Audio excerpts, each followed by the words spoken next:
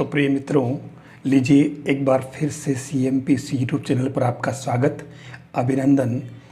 हम जो टॉपिक लेके चल रहे हैं वो है स्फेयर यानी कि गोला। ये आपका BSc के अंदर जो पार्ट है उसका है और ये टॉपिक आपका जो RPSC फर्स्ट ग्रेड और सेकंड ग्रेड दोनों के अंदर है और इसलिए मैं इसके दो पहले लेक्चर आपको दे चुका हूँ। आज इसका तीसरा लेक्चर है analytical geometry of 3 dimensions sphere, जिसके अंदर जनरल इक्वेशन और इससे जुड़े क्वेश्चन मैं फर्स्ट लेक्चर में करा चुका हूँ। टेंजेंट प्लेन, पोल, पोलर ये मैं सेकंड में, और आज लास्ट इंटरसेक्शन ऑफ 2 स्फेयर्स ये वाला टॉपिक है। इससे हमारा गोला पूरा हो जाएगा। तो इसके अंदर आप देखिए मेन जो पार्ट है वो इसके क्वेश्चन कैसे बनते वो मैं लेता हूँ। आप एक बार जो भी लोग नए हैं वो CMPC यूट्यूब चैनल को आप ज़रूर सब्सक्राइब करें और CMPC नाम से जो टेलीग्राम चैनल है आप उसको भी ज्वाइन करें ताकि आपको सारे अपडेट्स लगातार मिलते रहें। यहाँ जो टॉपिक मैं ले रहा हूँ ये BSc वालों के लिए भी, फर्स्ट ग्रेड का एग्ज़ाम देने वालों के लिए भी और जो सेकंड ग्रेड का एग्ज़ाम देने वाले हैं उन सभी के लिए बिल्कुल समान रूप से उपयोगी है। आपको इसको ठीक से समझना है। जो हमारा टॉपिक है angle of intersection of 2 spheres यानी 2 गोलों का प्रतिच्छेद कोण। देखिए बिल्कुल सीधी सी बात, सबसे पहले मैं बात करना चाहूँगा कि 2 गोलों का प्रतिच्छेद कोण क्या होगा और किस तरीके से वो कोण बनता है। तो सीधी सीधी हम बात करें, जैसे हमारे पास, मैं पहले इसको सर्कल से स्टार्ट करूँगा कि हमारे पास 2 सर्कल है, एक सर्कल ये, दूसरा सर्कल ये है। ये दोनों सर्कल जब एक दूसरे को इंटरसेक्ट करते हैं तो जिस बिंदु पर ये इंटरसेक्ट करते हैं वहाँ पर आप इनकी स्पर्श रेखाएं खींच लें और इधर इसकी भी स्पर्श रेखा खींच लें ये वाली, और ये वाला जो एंगल होगा थीटा, ये आपके दोनों वृत्तों के बीच के प्रतिच्छेद कोण होगा। ये गोला वाला पार्ट है, मैंने आपको इसे सर्कल से स्टार्ट किया, ध्यान देना है, ठीक है। तो सर्कल के लिए आपको पता होगा कि x² + y² + 2gx + 2fy + c = 0, ठीक है। देखिए G1 1 और 1, दूसरा circle x² + y² + 2gx 2y + c2 = 0, दोनों के इक्वेशन हो गए। तो इनके बीच का जो एंगल होगा वो आपके ये एंगल है, तो cos थीटा जो आएगा इसका वो क्या बनेगा, आपको अगर पता हो तो ठीक, नहीं तो आप यहाँ से अच्छी तरह से समझ लें। सर्कल की बात कर रहा हूँ मैं, 2g1 g2 + 2f1 f2 plus, और उसके बाद में देखिए यहाँ 2 पर 2 ही है तो ये आपके इसमें हो जाएगा -c1 -c2, और फिर यहाँ बाहर 2 रहेगा, g1² + f1² - c1 इसका रूट इंटू दूसरा g2² + f2² - c2 इसका भी रूट हो जाएगा। ये हमारे इन दोनों वृत्तों के प्रतिच्छेदन कोण को निकालने का फॉर्मूला होगा। अब अगर इसको आप ध्यान से देखें, अगर ये दोनों 90 डिग्री पर हो, सपोज ये थीटा अगर 90 डिग्री हो, थीटा = π/2, ठीक है, तो एक तरह से हमारे ये 2 वृत्तों की लांबिकता का प्रतिबंध होगा, यानी कि इसको कहते हैं ऑर्थोगोनलिटी, ठीक है ना। तो उस केस में आपके थीटा π/2 हो जाएगा, तो हमारे लांबिकता का प्रतिबंध इससे क्या बन जाएगा आपके, वो हो जाएगा 2g1 g2 + 2f1 f2 = कर दें c1 + c2। ये आपके इसका लांबिकता का प्रतिबंध हो जाएगा सर्कल की बात करें तब, ठीक है। अब मैं इसी चीज़ को गोले पर लाता हूँ। वैसे अगर आप ध्यान से देखें तो इसके अंदर ये इतना सिंपल, यानी कि 2 ही चीज़ें आपके, ये एक तरह से इंटरसेक्शन ऑफ सर्कल और लांबिकता का प्रतिबंध हो गया, सर्कल की बात में हुआ ये। अब सेम इसी में हम बात करें 2 गोलों का प्रतिच्छेद कोण। दो गोलों के प्रतिच्छेद बिंदु पर उनके स्पर्श समतलों के बीच का कोण ही उस प्रतिच्छेद बिंदु पर गोलों का प्रतिच्छेद कोण होगा। ठीक है, सीधी सीधी बात, मतलब यदि C1 और C2 दोनों गोलों के केंद्र हो और P उनका प्रतिच्छेद कोण हो बिंदु हो तो त्रिज्या C1P और C2P दोनों गोलों के स्पर्श समतलों पर लंब होगा। मतलब यही कहना चाह रहा है कि दोनों त्रिज्याओं के मध्य कोण बराबर P पर गोलों का प्रतिच्छेद कोण। मतलब जो चीज़ मैंने यहाँ आपको बताई थी सर्कल के अंदर, यहाँ पर ये वाली जो बात है सर्कल वाली बात, ये हमारे इसकी स्पर्श रेखाएं थी। ठीक है, अब जब गोला आ गया 3 डायमेंशन में तो आपके इसी जगह पर इस तरीके से आपके ये स्पर्श समतल हो जाएंगे एक तरह से। ये आपके ये यहाँ पर ये जो है आपका ये समतल और ये आपके ये समतल हो जाएगा। और स्पर्श समतल का समीकरण हम पढ़ चुके हैं, पहले मैं आपको बता चुका हूँ। यानी जो स्पर्श रेखाएं हैं वो सीधी स्पर्श समतल बनाएगी यहाँ पर, ये वाली तो क्या ये स्पर्श समतल और ये स्पर्श रेखा बन जाएगी ये इसका स्पर्श समतल। तो यहाँ पर एक तरह से ये जो इसने दिया यहाँ पर जो बात दे रखी कि उनके स्पर्श समतलों के बीच का कोण ही उस प्रतिच्छेद बिंदु पर गोलों का प्रतिच्छेद कोण होगा। मतलब आपकी सीधा सीधी जो बात आ रही है वो क्या आ रही कि ये जो थीटा है अब गोलों के लिए आपके ये कोण थीटा बन जाएगा स्पर्श समतलों के बीच का कोण।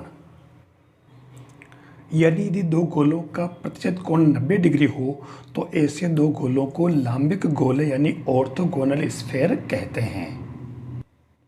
तो लांबिक वाली कंडीशन से पहले जब मैंने स्फीयर की बात करी थी यहाँ पर ये वाली बस अपने सर्कल की है ना, वृत्त के लिए दोनों के बीच का कोण, तो आप इसी चीज़ को सेम गोले के लिए अगर समझते हैं तो दो गोलों की लांबिकता का प्रतिबंध वो आपके बाद की बात है। ठीक है, उसके पहले दोनों गोलों के बीच का कोण।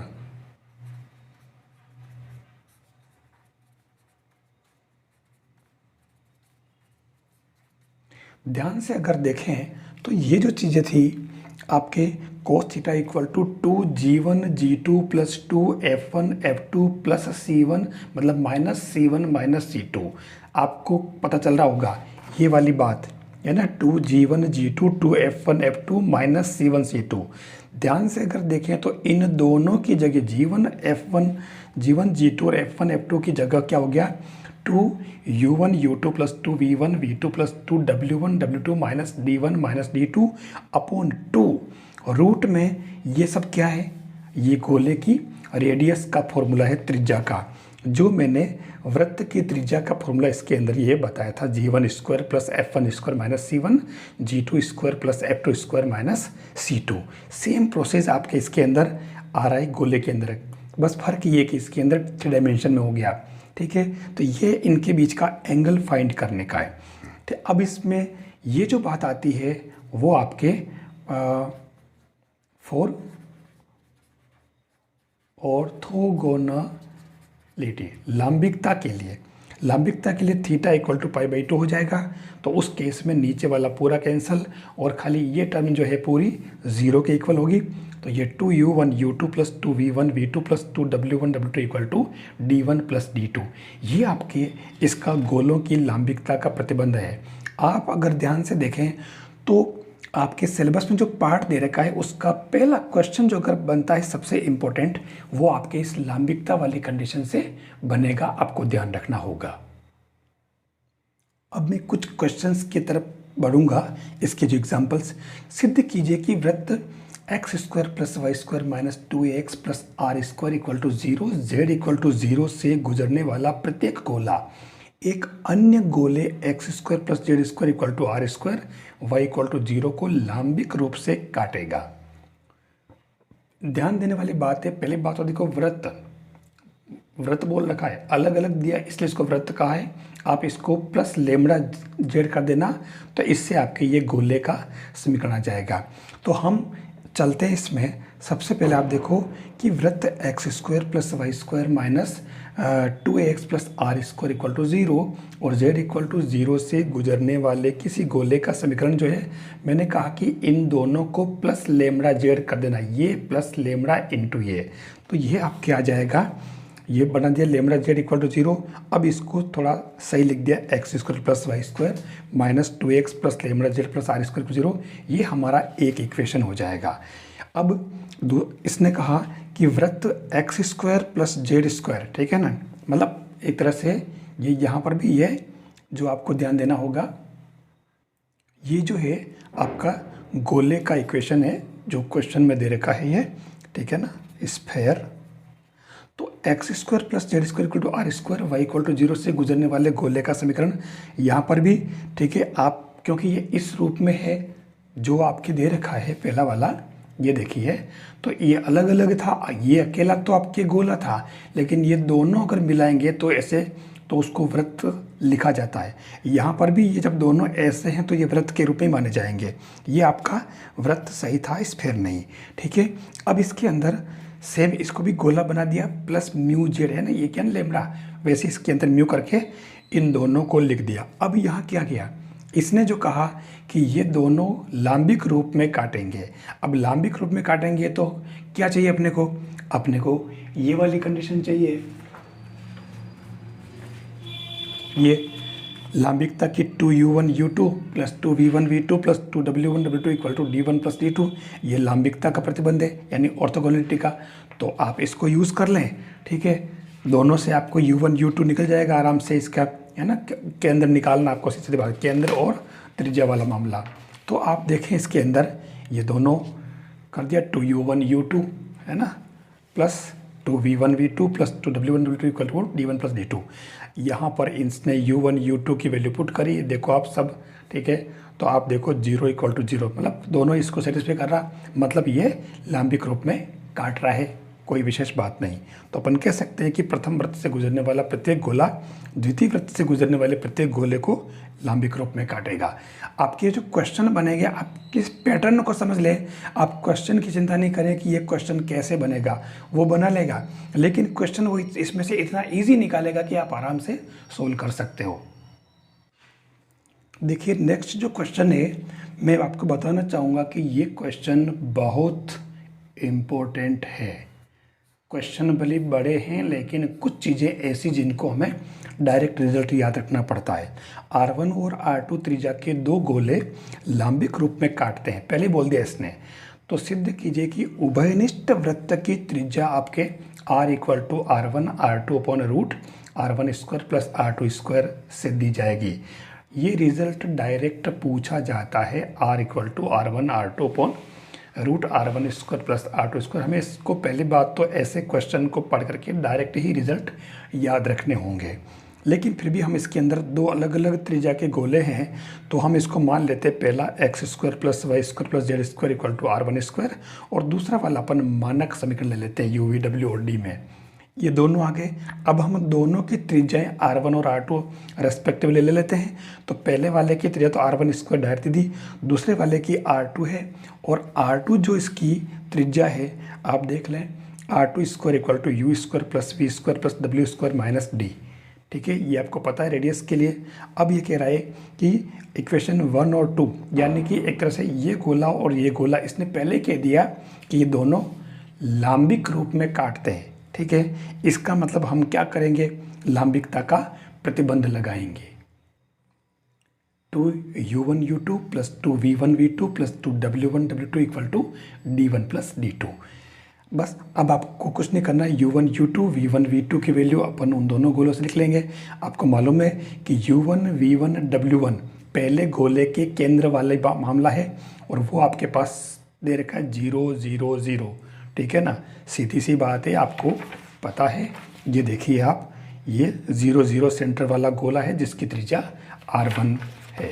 तो उस केस में आप इसको यहाँ से वैल्यू पुट करें, और इससे ये आपके d की वैल्यू आ गई R1 स्क्वायर, इक्वेशन 4 डाल दे। अब इसने जो आगे कहा कि इक्वेशन 1 और 2 यानी कि पहला गोला और दूसरा गोला, इन दोनों के उभयनिष्ठ वृत्त के समतल का समीकरण पूछ रहा है। जब कभी उभयनिष्ठ वृत्त के समतल का समीकरण पूछे तो आपको S1 माइनस यानी कि P1 या S1 माइनस S2 कर दें, दोनों गोलों को घटा लें, है ना।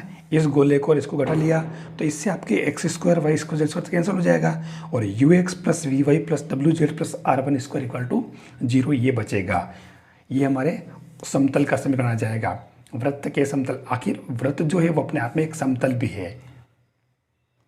अब ध्यान रखना आप, ये जो समतल है, इस समतल पर जो गोला एक था, कौन सा वाला, जिसका केंद्र 0 0 0 था, उससे इस समतल पर लंब की लंबाई इसने निकाल ली, P equal to R1 square upon u square plus we square डब्ल्यू स्क्वायर, और इससे P स्क्वायर जो आएगा आपके वो ये आ जाएगा, और P स्क्वायर इसको निकालोगे तो यू स्क्वायर वी स्क्वायर डब्ल्यू स्क्वायर इसकी वैल्यू अपन ने R2 स्क्वायर प्लस D बना दी, ठीक है, मतलब R1, और P square equal to R14 upon ये नीचे जो है R2 square plus R1 square बन जाएगा। D की वैल्यू वहाँ से पुट कर ली इक्वेशन 2 और 3 दोनों यूज़ करके, ठीक है।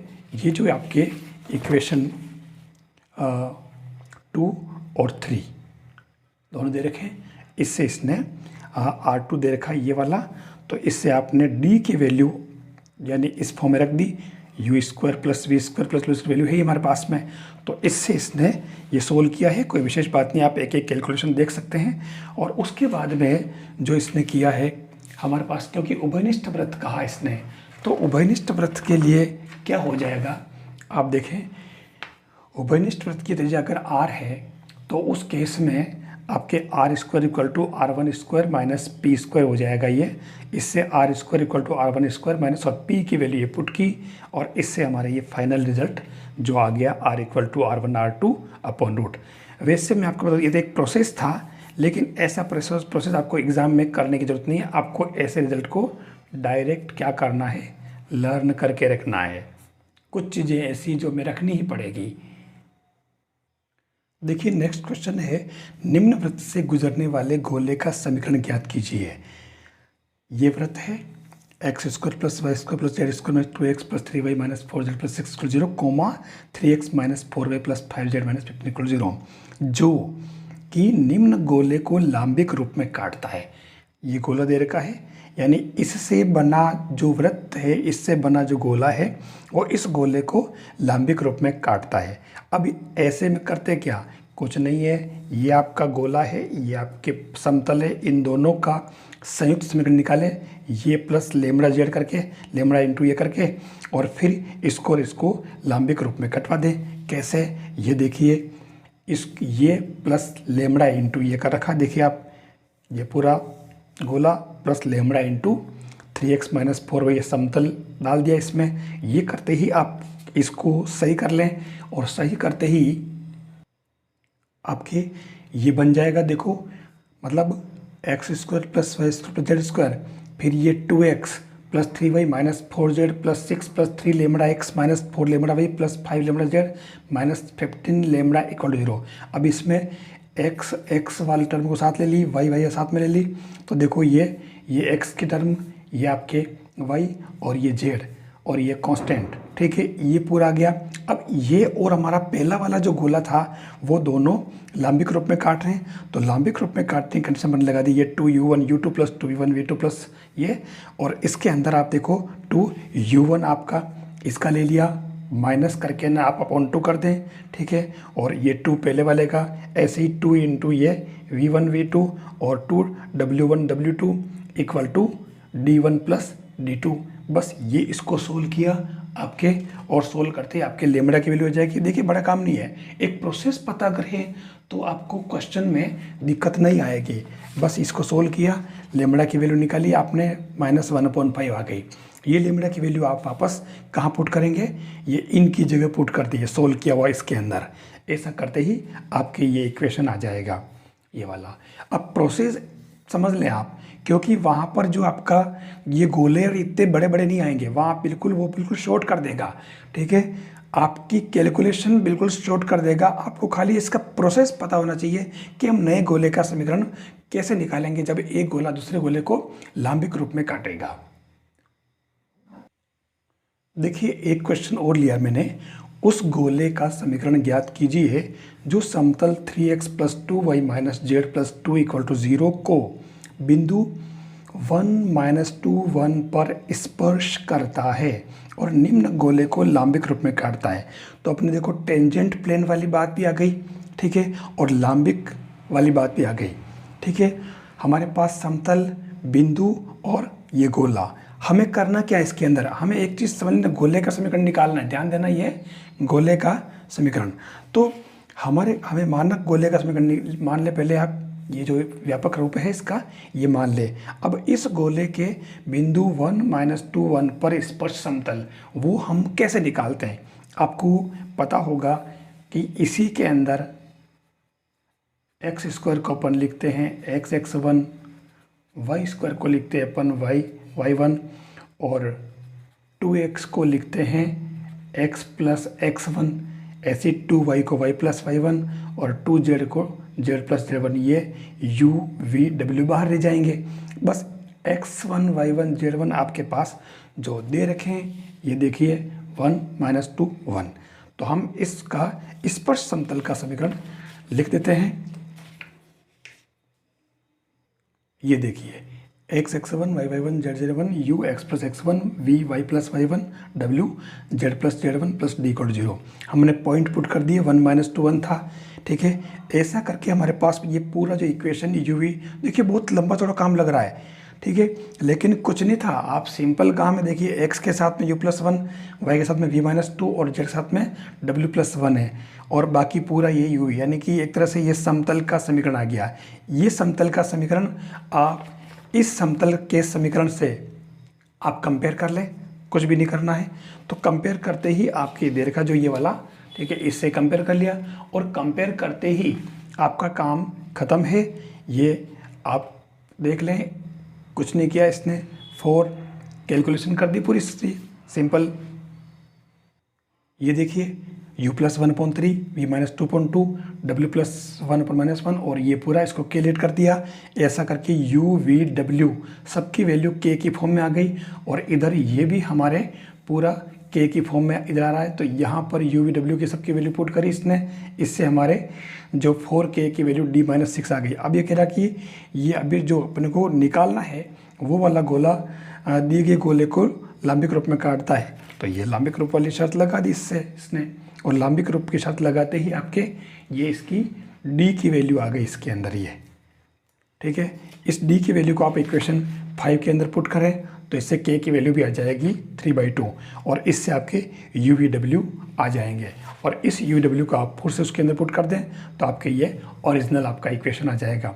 देखिए इस क्वेश्चन में प्रोसेस थोड़ा लंबा था, केवल प्रोसेस मुझे समझाना मात्र था। इतना बड़ा क्वेश्चन एग्जाम में नहीं पूछा जाता है, लेकिन अगर वो ऐसा है, क्योंकि क्वेश्चन जो था हमारा टेंजेंट प्लेन, ठीक है, और ऑर्थोगोनल वाला मामला था। ये स्पर्श करता है, समतल स्पर्श करता है और लांबिक रूप, और इसलिए हमें ये देखना पड़ेगा इसके अंदर कि टेंजेंट प्लेन और लांबिक रूप दोनों कहाँ मारे, तो इसको किस तरीके से इसने यूज़ किया है, इसलिए मैंने ये क्वेश्चन लिया। जबकि ऐसे बड़े क्वेश्चन पूछे नहीं जाते हैं, हमें खाली इनका प्रोसेस पता हो। अब इसके अंदर जो आपका प्रैक्टिस सेशन है, मैंने इसमें कुछ क्वेश्चंस ले रखे हैं। देखो ये वाले क्वेश्चन जो सेम पीछे मैंने करा है, सब वैसे के वैसे ही है। गोले का समीकरण निकालना, 2 पॉइंट दे रखे हैं और इनको लांबिक रूप में काटता है, ठीक है। दूसरा वाला ऐसे ही लांबिक रूप में काटने वाले गोले का निकालना समीकरण, ठीक है, और ये आपस में बता रखे कि निम्न गोलों को लांबिक रूप में काटने वाला है, ठीक है। इसने बहुत सारी दे दी है, आप आराम से इसको भी समझ सकते हैं, ठीक है। खाली समझने के लिए ऐसे ही ये क्वेश्चन देखिए, किसे कीजिए कि दी एक गोला 2 गोलों S1 व S2 को लांबिक रूप में काटता है, तो LS1 plus MS2 equal to 0 को भी ये लांबिक रूप में काटेगा। अब ऐसे क्वेश्चन पर ध्यान देना है, हमें इन क्वेश्चन को ठीक से पढ़ना चाहिए। कोई पूरी कैलकुलेशन नहीं करनी आपको, लेकिन वो ऐसी चीज़ें जब पूछता है, यहाँ इसने क्या किया कि S1 इक्वल टू 0 और S2 0 दो स्फेयर दे रखे हैं, स्फेयर का समीकरण ध्यान रखना। या इसने कोई 2 संख्याएं डाल दी, ठीक है ना, मतलब ये इस प्रकार की संख्याओं के लिए भी गुणा कर दिया जाए तो वो भी ये लांबिक रूप में ही काटेगा। ये यहाँ से क्वेश्चन, जैसे मान लो 4S1 प्लस 5S2 कर दिया तो इसके लिए जो आपको देना पड़ेगा कि ये ऐसी संख्याएं दी हो तो भी वो लांबिक रूप में काटेगा। ऐसे आपके ये और दे रखे हैं नीचे क्वेश्चन जो आप इनको कर सकते हो। इसके अलावा कुछ ऑब्जेक्टिव क्वेश्चन है, आप इनको भी देख लीजिए। आपके क्वेश्चन 1 2 3 4 5 6 दे रखे हैं, इनको आप अच्छी तरीके से आप समझ करके और आप कर सकते हैं। ये मैंने सब पीछे करवा रखे हैं, सब व्यास वाला है, ये त्रिज्या वाला है, ठीक है ना। तो ये स्पर्श बिंदु की बात करें, मैंने बता रखा है ये पूरा आपको, ये सारी चीज़ें मैं पीछे बता रखी है, आप इसको प्रैक्टिस के लिए कर सकते हैं। ये जो पूरा सिस्टम है इसका, ये वाला 7 8 9 10 और 11, ये ऐसे क्वेश्चन आपको करके देख लेना है ताकि आपके प्रैक्टिस हो जाए। गोले में आपको इनसे बाहर नहीं जाना है। ये सब क्वेश्चन मैं आपको करा चुका हूँ, पहले 9 वाला करा दिया मैंने, ठीक है, 8 वाला करा रखा है मैंने, ठीक है, ये डायरेक्ट रिजल्ट वाला है, ठीक है। तो ये आप कर सकते हो आराम से। आप इन सभी को प्रैक्टिस करें ताकि आपके ये गोले वाला जो पार्ट है वो आपका कंप्लीट हो जाए। बस गोले में इससे ज़्यादा आपको कुछ भी नहीं पढ़ना है। और मुझे विश्वास है कि आपको ये चीज़ें अच्छी लगी होगी। आप इसको एक बार ठीक से पढ़ लेंगे और नोट्स बना लेंगे तो इससे क्या है कि एग्ज़ाम पे टाइम पे आपका टाइम बचेगा और आप उसको फिर से रिवाइज़ कर पाएंगे। मैंने आपके हित के लिए, आपके लिए प्रयास किया है। आप मेहनत करें और इस सारे कंटेंट को पढ़ें और इसका पूरा फ़ायदा लें। मैं आपके साथ लगातार लगा हुआ हूँ और लगा रहूँगा।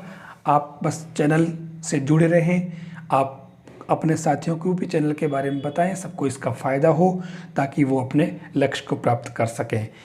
अगले लेक्चर तक के लिए अपन फिर से मिलते हैं, तब तक के लिए थैंक्स।